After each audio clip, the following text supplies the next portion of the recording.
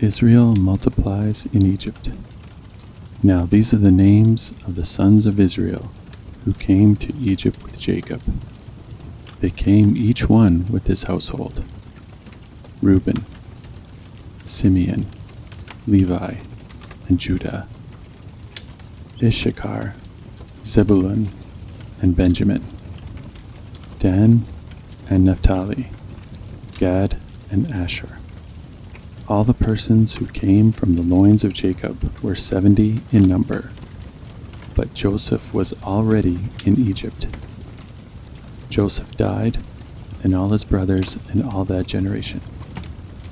But the sons of Israel were fruitful and increased greatly and multiplied, and became exceedingly mighty, so that the land was filled with them.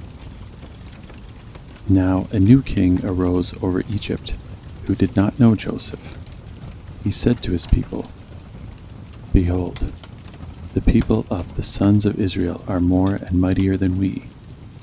Come, let us deal wisely with them, or else they will multiply, and in the event of war, they will also join themselves to those who hate us, and fight against us, and depart from the land." So they appointed taskmasters over them to afflict them with hard labor. And they built for Pharaoh storage cities, Pithom and Ramses. But the more they afflicted them, the more they multiplied, and the more they spread out, so that they were in dread of the sons of Israel. The Egyptians compelled the sons of Israel to labor rigorously, and they made their lives bitter with hard labor in mortar and bricks, and at all kinds of labor in the field. All their labors which they rigorously imposed on them. Then the king of Egypt spoke to the Hebrew midwives, one of whom was named Shiphrah, and the other was named Puah. And he said, "When you are helping the Hebrew women to give birth, and seed them upon the birth stool, if it is a son, then you shall put him to death. But if it is a daughter, then she shall live." But the midwives feared God, and did not do as the king of Egypt had commanded them, but let the boys live. So the king of Egypt called for the midwives and said to them, "Why have you done this thing, and let the boys live?" The midwives said to Pharaoh, "Because the Hebrew women are not as the Egyptian women, for they are vigorous and give birth before the midwife can get to them." So God was good to the midwives, and the people multiplied and became very mighty. Because the midwives feared God, he established households for them. Then Pharaoh commanded all his people, saying, "Every son who is born you are to cast into the Nile, and every daughter you are to keep alive." The birth of Moses. Now a man from the house of Levi went and married a daughter of Levi. The woman conceived and bore a son. And when she saw that he was beautiful, she hid him for 3 months. But when she could hide him no longer, she got him a wicker basket and covered it over with tar and pitch. Then she put a child into it and set it among the reeds by the bank of the Nile. His sister stood at a distance to find out what would happen to him. The daughter of Pharaoh came down to bathe at the Nile, with her maidens walking alongside the Nile. And she saw the basket among the reeds and sent her maid, and she brought it to her. When she opened it, she saw the child, and behold, the boy was crying. And she had pity on him and said, "This is one of the Hebrews' children." Then his sisters said to Pharaoh's daughter, "Shall I go and call a nurse for you from the Hebrew women, that she may nurse the child for you?" Pharaoh's daughter said to her, "Go ahead." So the girl went and called the child's mother. Then Pharaoh's daughter said to her, "Take this child away and nurse him for me, and I will give you your wages." So the woman took the child and nursed him.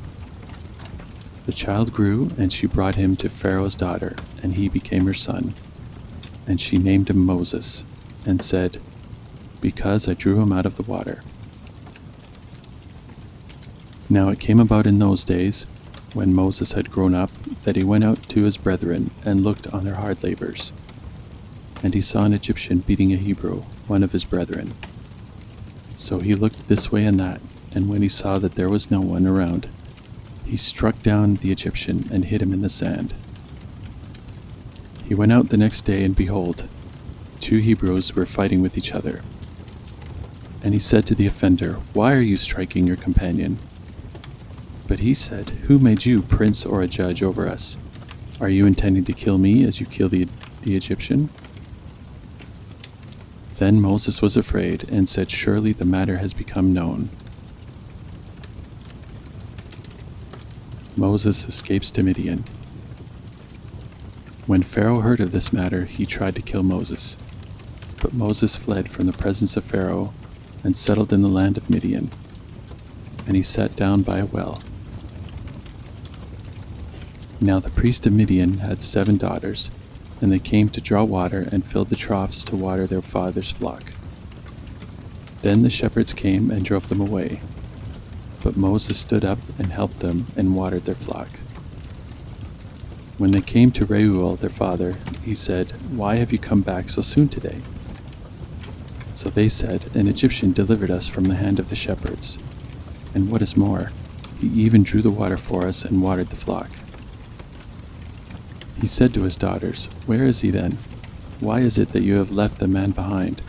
Invite him to have something to eat." Moses was willing to dwell with the man, and he gave his daughter Zipporah to Moses.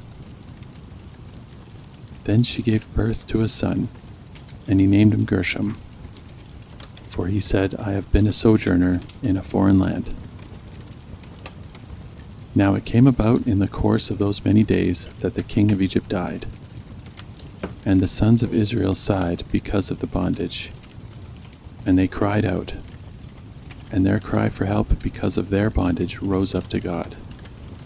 So God heard their groaning, and God remembered his covenant with Abraham, Isaac, and Jacob. God saw the sons of Israel, and God took notice of them.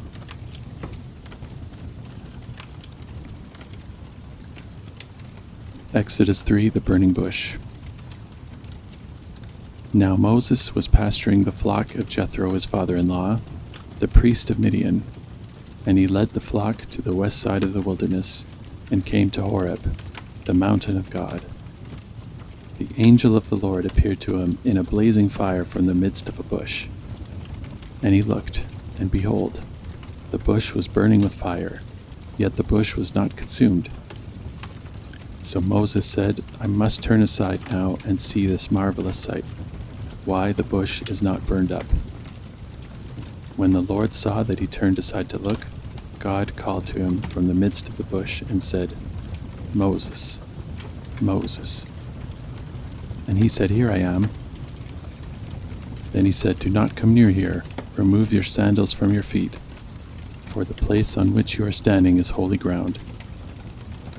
He also said, "I am the God of your father, the God of Abraham, the God of Isaac, and the God of Jacob." Then Moses hid his face, for he was afraid to look at God. The Lord said, "I have surely seen the affliction of my people who are in Egypt, and have given heed to their cry because of their taskmasters, for I am aware of their sufferings. So I have come down to deliver them from the power of the Egyptians, and to bring them up from that land to a good spacious land, to a land flowing with milk and honey, to the place of the Canaanite, and the Hittite, and the Amorite, and the Perizzite, and the Hivite, and the Jebusite. Now behold, the cry of the sons of Israel has come to me. Furthermore, I have seen the oppression with which the Egyptians are oppressing them."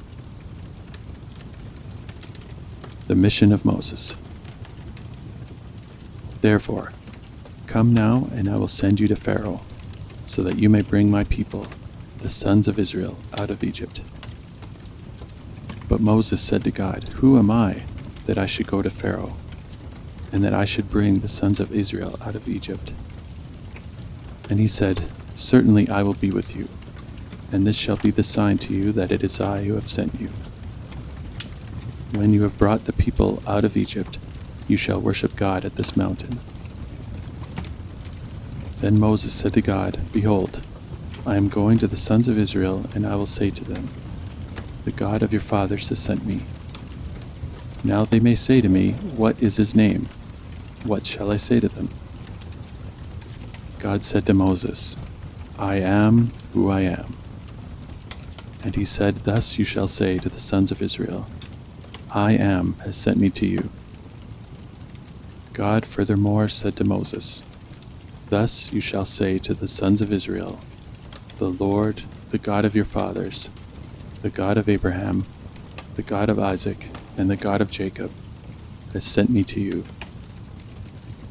This is my name forever, and this is my memorial name to all generations. Go and gather the elders of Israel together, and say to them, 'The Lord, the God of your fathers, the God of Abraham, Isaac, and Jacob, has appeared to me, saying, I am indeed concerned about you and what is done to you in Egypt. So I said, I will bring you up out of the affliction of Egypt to the land of the Canaanite, and the Hittite, and the Amorite, and the Perizzite, and the Hivite, and the Jebusite, to a land flowing with milk and honey. They will pay heed to what you say, and you with the elders of Israel will come to the king of Egypt, and you will say to him, The Lord, the God of the Hebrews, has met with us. So now please let us go a 3 days' journey into the wilderness, that we may sacrifice to the Lord our God. But I know that the king of Egypt will not permit you to go, except under compulsion. So I will stretch out my hand and strike Egypt with all my miracles, which I shall do in the midst of it. And after that he will let you go. I will grant this people favor in the sight of the Egyptians, and it shall be that when you go, you will not go empty-handed. But every woman shall ask of her neighbor, and the woman who lives in her house, articles of silver and articles of gold and clothing, and you will put them on your sons and daughters. Thus you will plunder the Egyptians. Exodus 4. Moses given powers. Then Moses said, What if they will not believe me, or listen to what I say? For they may say, The Lord has not appeared to you. The Lord said to him, What is that in your hand? And he said, A staff. Then he said, Throw it on the ground. So he threw it on the ground, and it became a serpent. And Moses fled from it. But the Lord said to Moses, Stretch out your hand and grasp it by its tail. So he stretched out his hand and caught it, and it became a staff in his hand. That they may believe that the Lord, the God of their fathers, the God of Abraham, the God of Isaac, and the God of Jacob has appeared to you. The Lord furthermore said to him, Now put your hand into your bosom. So he put his hand into his bosom, and when he took it out, behold, his hand was leprous like snow. Then he said, Put your hand into your bosom again. So he put his hand into his bosom again, and when he took it out of his bosom, behold, it was restored like the rest of his flesh. If they will not believe you or heed the witness of the first sign, they may believe the witness of the last sign.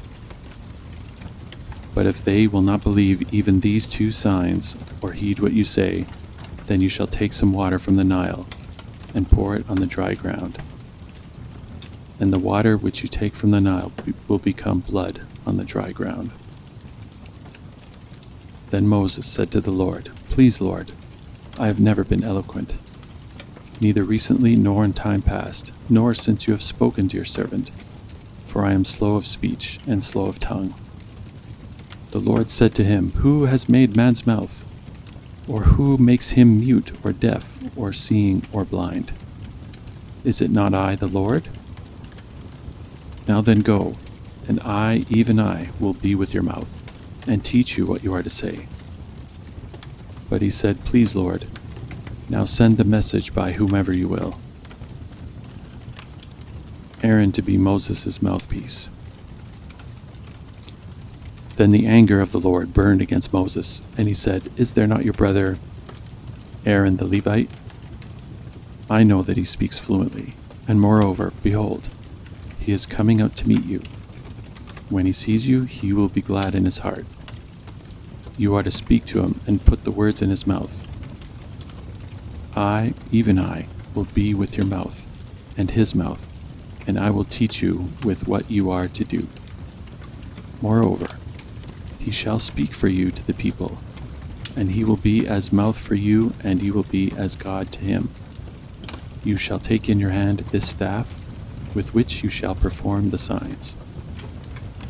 Then Moses departed and returned to Jethro, his father-in-law, and said to him, "Please let me go, that I may return to my brethren who are in Egypt, and see if they are still alive." And Jethro said to Moses, "Go in peace." Now the Lord said to Moses in Midian, "Go back to Egypt, for all the men who were seeking your life are dead." So Moses took his wife and his sons, and mounted them on a donkey, and returned to the land of Egypt. Moses also took the staff of God in his hand. The Lord said to Moses, "When you go back to Egypt, see that you perform before Pharaoh all the wonders which I have put in your power, but I will harden his heart, so that he will not let the people go. Then you shall say to Pharaoh, 'Thus says the Lord, Israel is my son, my firstborn. So I say to you, let my son go, that he may serve me. But you have refused to let him go. Behold, I will kill your son, your firstborn.'" Now it came about at the lodging place on the way, that the Lord met him and sought to put him to death. Then Zipporah took a flint and cut off her son's foreskin, and threw it at Moses' feet. And she said, "You are indeed a bridegroom of blood to me." So he let him alone. At that time she said, "You are a bridegroom of blood, because of the circumcision." Now the Lord said to Aaron, "Go to meet Moses in the wilderness." So he met him at the mountain of God and kissed him. Moses told Aaron all the words of the Lord with which he had sent him, and all the signs that he had commanded him to do. Then Moses and Aaron went and assembled all the elders of the sons of Israel. And Aaron spoke all the words which the Lord had spoken to Moses. He then performed the signs in the sight of the people. So the people believed. And when they heard that the Lord was concerned about the sons of Israel and that he had seen their affliction, then they bowed low and worshipped.